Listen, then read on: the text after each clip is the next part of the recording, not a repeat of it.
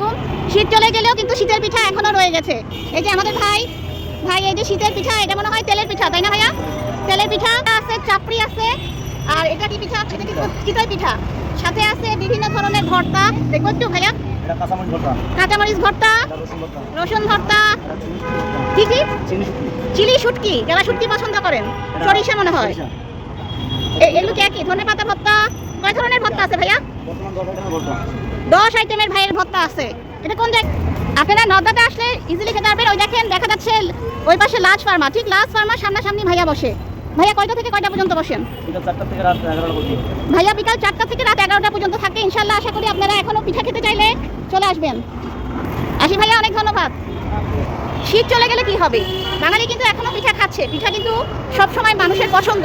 সবসময় পিঠা জিনিসটা রয়েই যাবে। শীত হোক, বৃষ্টি হোক, গ্রীষ্ম হোক, বর্ষা হোক।